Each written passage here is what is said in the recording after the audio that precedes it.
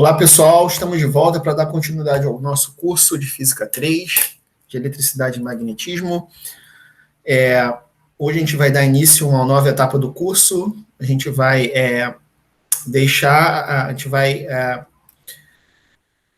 até a PNP passada a gente discutiu sobre cargas elétricas estáticas paradas, né, eletrostática, discutimos campos elétricos e potenciais, né, gerados por essas cargas, vimos algumas aplicações, né, como os capacitores, os condutores. Agora a gente vai dar prosseguimento ao curso e vamos colocar essas cargas para se movimentar, né? E aí, eu vou mostrar para vocês, para você promover um movimento de carga, você tem que ter uma diferença de potencial, ou seja, a gente vai usar o conceito que a gente viu até nas últimas APNPs para dar prosseguimento aí no nosso curso. Então, você tem que aplicar uma DDP para você gerar uma corrente num condutor, né? Agora, até a semana passada foram condutores e equilíbrio eletrostático. Agora a gente vai fazer essas cargas se movimentarem ali dentro, né? Então, eu vou compartilhar aqui a tela do meu notebook e vamos dar início à discussão.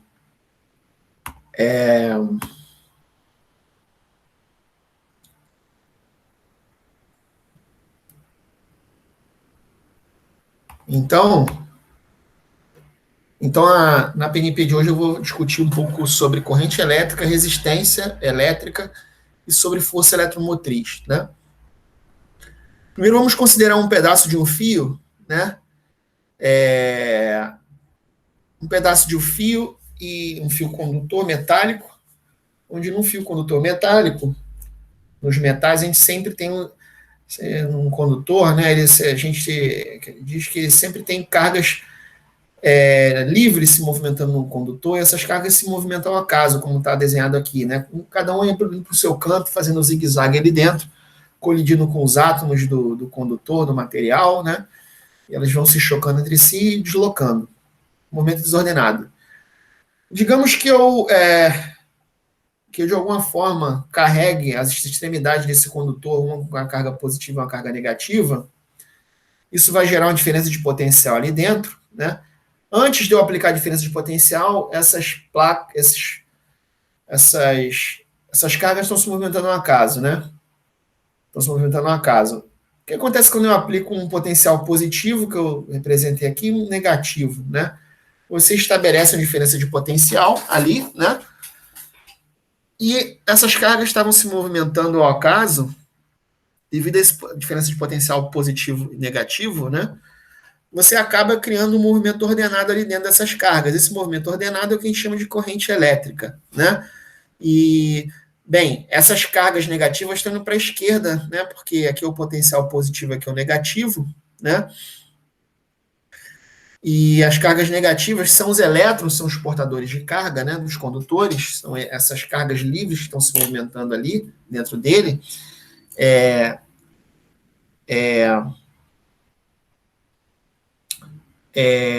Essas cargas não vão se movimentar no sentido do potencial maior, né, porque é negativa.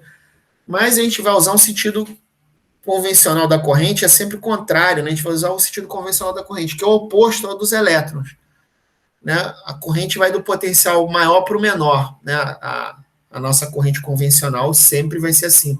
De maneira natural, ela vai do maior para o menor, né? Então, tem uma DDP.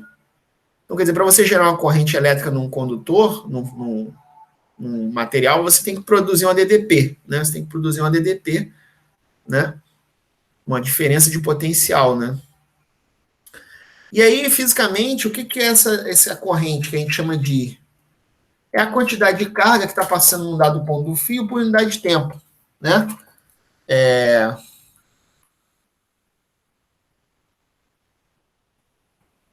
Por unidade de tempo.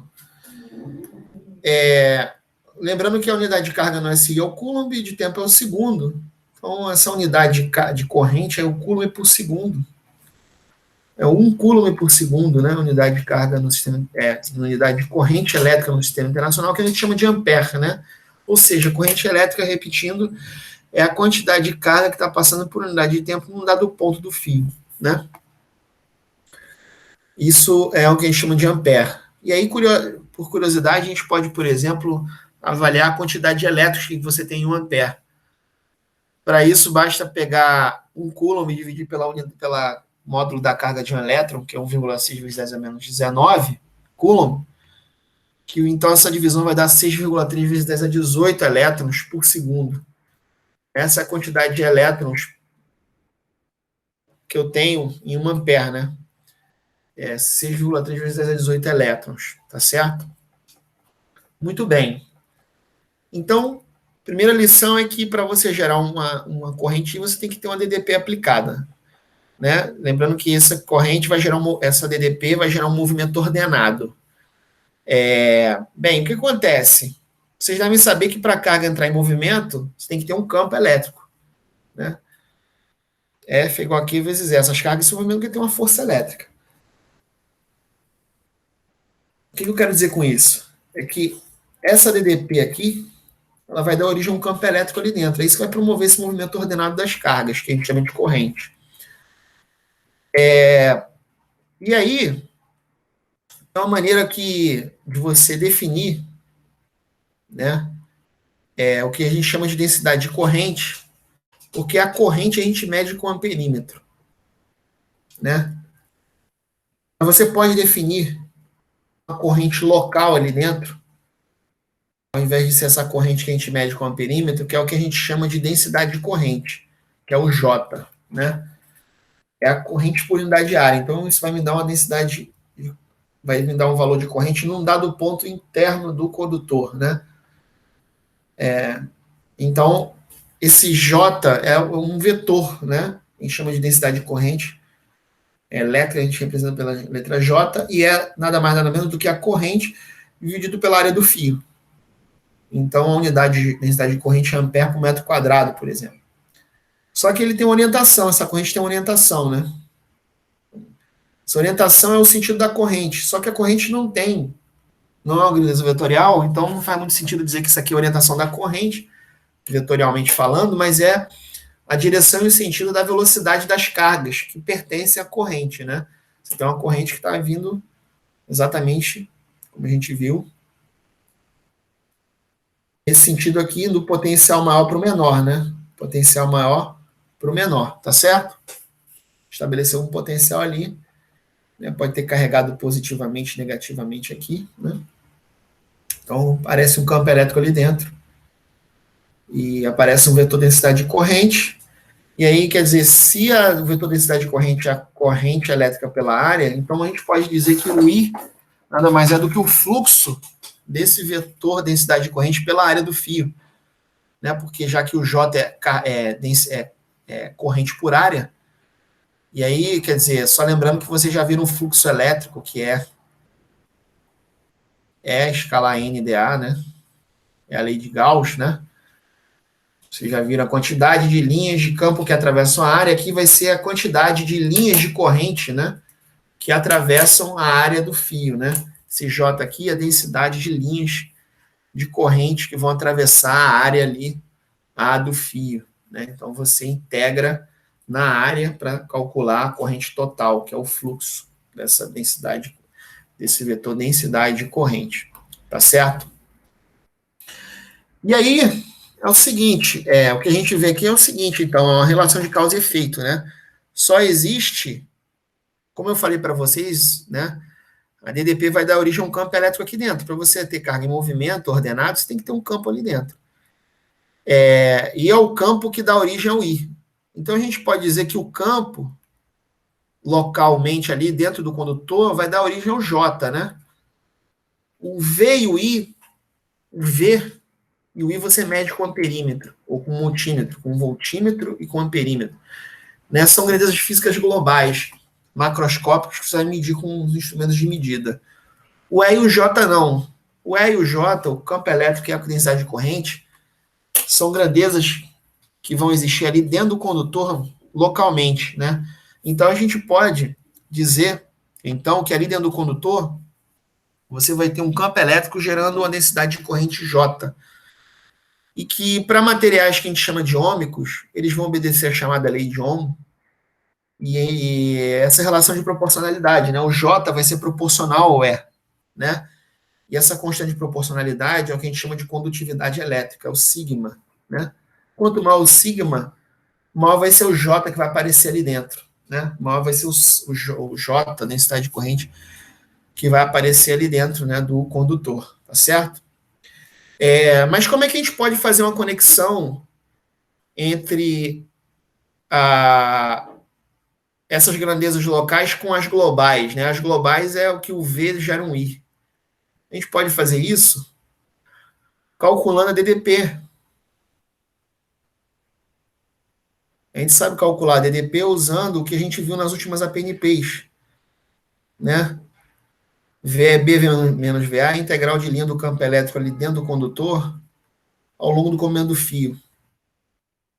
Como o VA é maior que VB, essa DDP é negativa. Quando você chega aqui, o V vai ser integral para ir de A até B de quem? De EDL.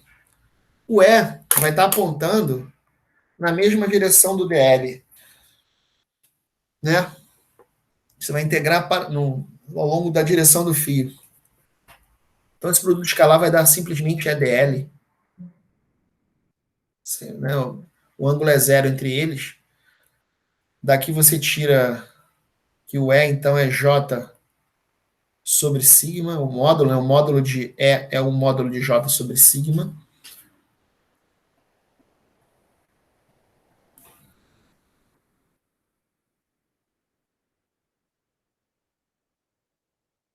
Não é isso? Então é J sobre sigma dl. Se você usa aqui que o J é a corrente pela área da seção transversal do fio, a gente chega na seguinte relação. A integral de dl, isso vai dar o próprio comprimento do fio. Esse fio tem um comprimento aqui L, né? O comprimento L, então isso aqui vai dar simplesmente, no final de tudo,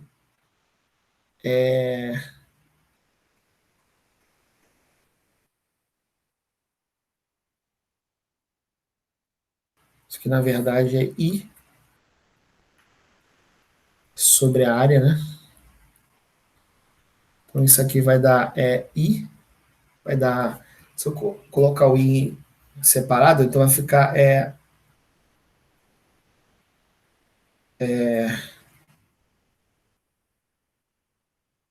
L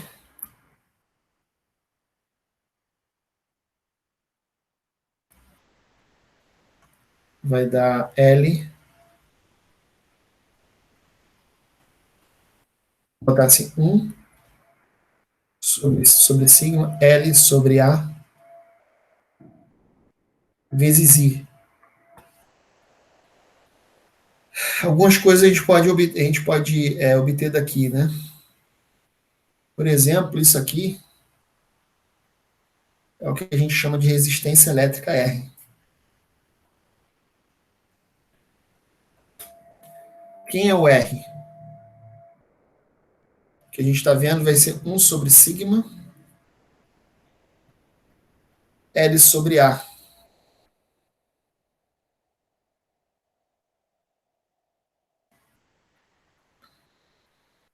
Mas se você usa, por exemplo, que isso aqui então isso aqui então vai ser a resistência elétrica.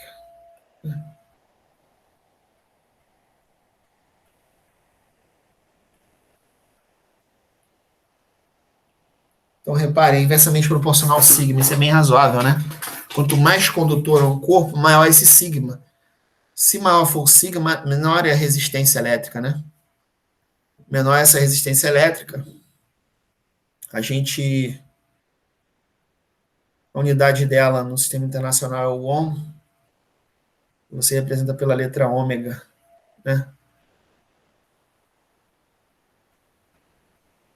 Certo? A unidade de resistência elétrica é o ohm, né? É inversamente proporcional à área e diretamente proporcional ao comprimento aí desse fio. E aí o que acontece? A gente também pode definir o que a gente chama de resistividade, que é o inverso do sigma. Um é o inverso do outro, né? Tá certo? Se a condutividade é muito grande, a resistividade é pequena, né? Uma grandeza é o oposto da outra, né? Então, isso aqui é o que a gente chama de resistividade.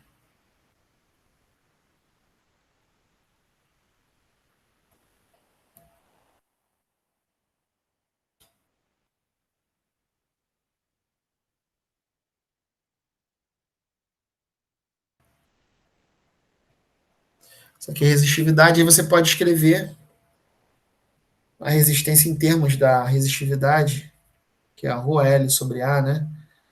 Nos livros de ensino médio você encontra uma denominação para essa equação que eles chamam de segunda lei de Ohm, né? Que é a chamada segunda lei de Ohm, livro de física básica. Outra forma de você escrever em termos da resistividade. E a gente pode ver o seguinte, dessa relação aqui, V igual a R vezes I, outra relação que a gente vê lá no ensino médio, né?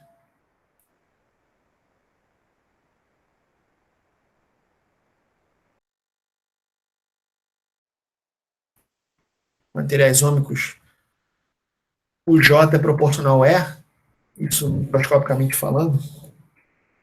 Macroscopicamente, isso lá no laboratório significa que, quando você mede, que o V é proporcional ao I, né?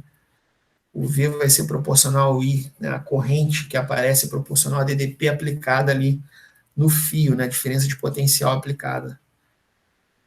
Às vezes conhecida como a primeira lei de Ohm, né? A primeira lei de Ohm, né? E a segunda lei de Ohm. Já nos livros de física de nível superior, a lei de Ohm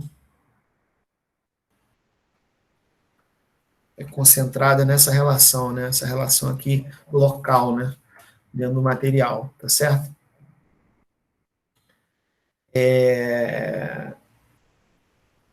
Como eu falei com vocês, o R é resistência e a unidade é ohm.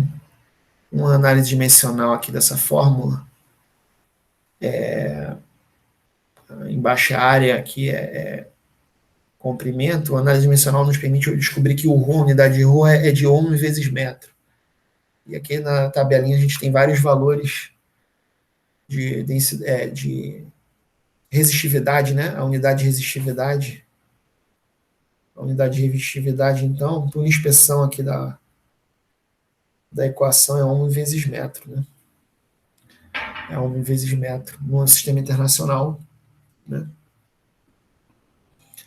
Então, o que a gente vê é o seguinte, ó, os metais possuem baixa resistividade, exatamente porque eles conduzem bem, né, na ordem de 10 a menos 8 aí, para várias ligas metálicas e metais, enquanto se a gente olha para os isolantes, né, são altíssimas, na ordem de 10 a 14, 10 a 15 de resistividade, né?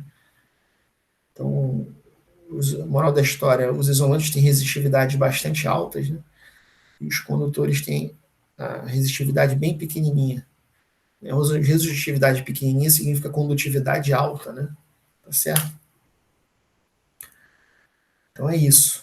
Então, quanto maior o ρ, maior a resistência elétrica, né? Idem para o comprimento. Se eu tenho um comprimento muito grande, maior resistência, né? E é inversamente proporcional à área. Se eu tenho uma área muito pequena, maior a resistência elétrica ali, né?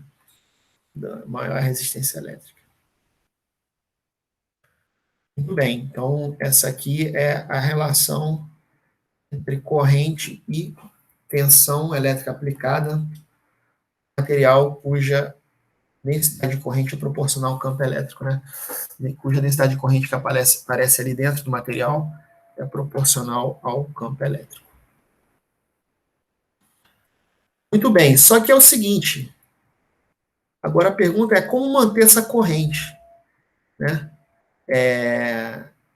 Como a gente viu, Os materiais têm uma resistência, que a gente chama de R, né? Que é dado por essa relação. Então, na prática, essa corrente ela não sobrevive por muito tempo. Você tem que ter algo para fornecer energia para essas cargas, para elas se manter se deslocando, elas se manterem deslocando ali dentro. E a gente faz isso por meio de uma força eletromotriz.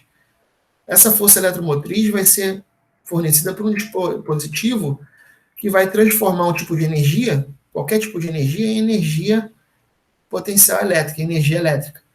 Por exemplo, as baterias, né, aqui uma bateria de 12 volts acendendo uma pilha, ela transforma energia química, né, em energia elétrica.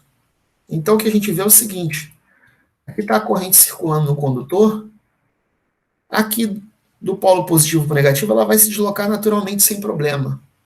O problema é quando eu chego aqui, né, para ela continuar se mantendo, primeiro, sem a bateria, essa corrente morreria por conta da resistência. Isso é um ponto. E aí, quando você coloca o dispositivo aqui dentro, esse dispositivo ele vai ter que fazer essas cargas vencerem, se deslocarem do sentido de um potencial menor para o maior, né? Isso espontaneamente falando, não pode, isso não acontece. Né? Para você conseguir manter esse deslocamento por tempo indeterminado, você vai ter que fornecer uma energia. Essa energia vai ser fornecida exatamente por essa fonte aí, né? Por essa bateria. Essa fonte aqui, no caso, é uma fonte ideal, né? Uma fonte que não tem resistência interna, né? E a gente chama de força eletromotriz essa FEM. É um potencial, né? Na verdade, não tem força nenhuma, é uma energia que vai ser fornecida. E aí você tem uma representação, você pode representar uma bateria, um dispositivo que vai fornecer essa FEM, por exemplo, uma bateria, você representa dessa forma aqui. Você tem um polo positivo,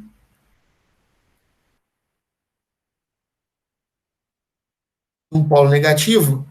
De maneira geral, ela também tem uma resistência interna. A resistência você representa por esse dentezinho de serra aqui, por esse serrilhadozinho, né? Esse cara vai ter uma resistência interna e vai ter a FEM. A FEM é essa DDP adicional, né? Tá bom? A bateria vai fornecer em si, é como se fosse um empurrão adicional para manter essas cargas se movimentando ali dentro. Senão, essa corrente morre por conta da resistência que eu tenho ali. Né? Então, no caso aqui, internamente, ela vai ser extremamente importante para você vencer essa barreira de potencial. Né? Essa energia vai ser suficiente para pegar essa carga que está um potencial menor e levar até um potencial maior, como se você quisesse suspender um objeto até uma certa altura. Ele não vai espontaneamente, né? Você tem que realizar um trabalho, suspender ele, fornecer energia potencial para colocar ele lá em cima, tá certo? Você tem essa analogia mecânica aí, né? Então, isso aqui é o símbolo de uma bateria, né?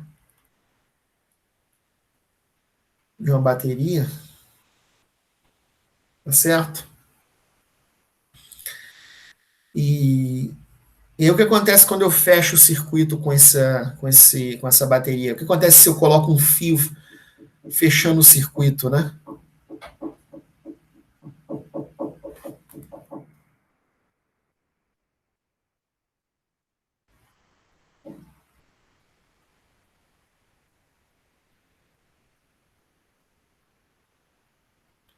Coloquei ali a bateria, com a resistência ideal ali.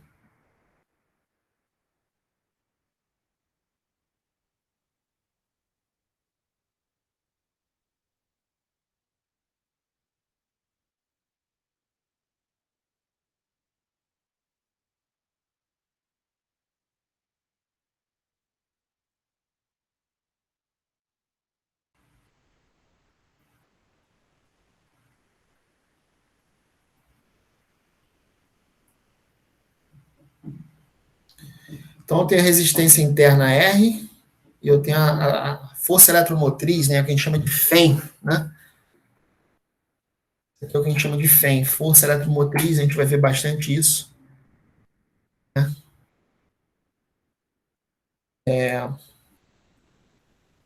Então aqui,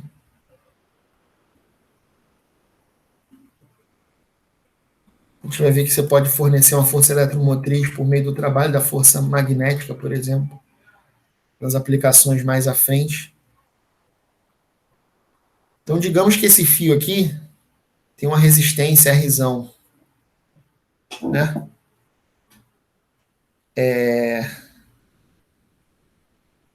E aí você vai fazer circular uma corrente aqui dentro, já, né? Você vai ter uma corrente sendo mantida por essa bateria aqui, por essa FEM, né? Essa FEM é importantíssima ali.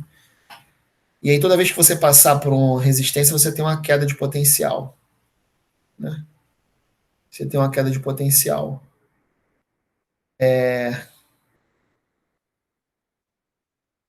Entre os terminais A e B, tá? A gente tem que VA menos VB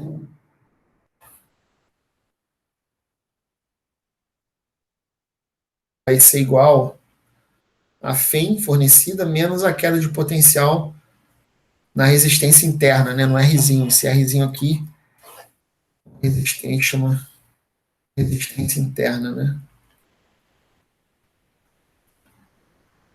Isso aqui é uma resistência interna. Mas aí, o que acontece? A DDP aqui tem que ser igual a DDP aqui. Esses potenciais aqui também eu tenho VA e aqui também eu tenho VB. Porque eu estou desprezando a resistência desses fios aqui.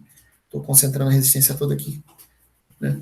Então, eu posso igualar isso a isso aqui. A queda de tensão no resistor é compensada pelo fornecimento de um ADDP pela bateria, que é E menos RI. E aí, eu posso isolar a corrente, eu posso calcular essa corrente como? Isolando I, eu encontro finalmente essa relação aqui. Isso aqui é uma corrente num circuito, uma resistência, né? E uma bateria, com resistência interna Rzinho. Tá certo?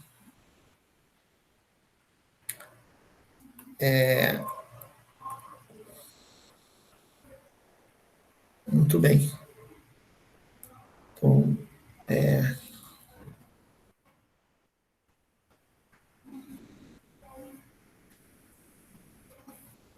certo?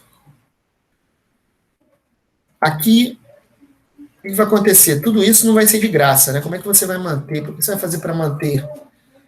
Como é que você faz para manter essa corrente? Você tem um gasto energético. A gente pode calcular esse gasto, né?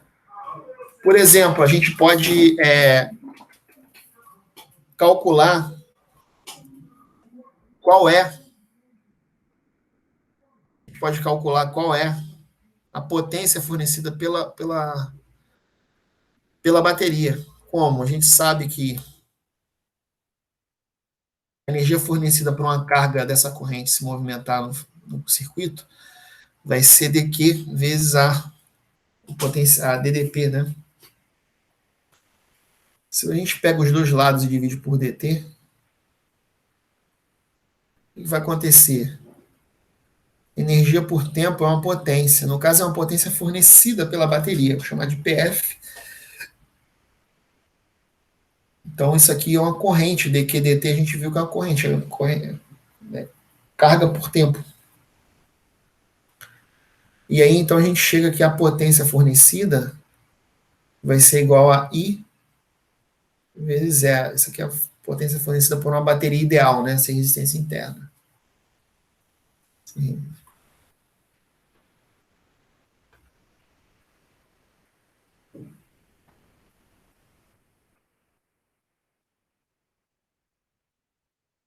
Por sua vez, essa energia, né? Se a gente usa se a gente sabe que nesse caso aqui, né, que a gente está vendo, o E,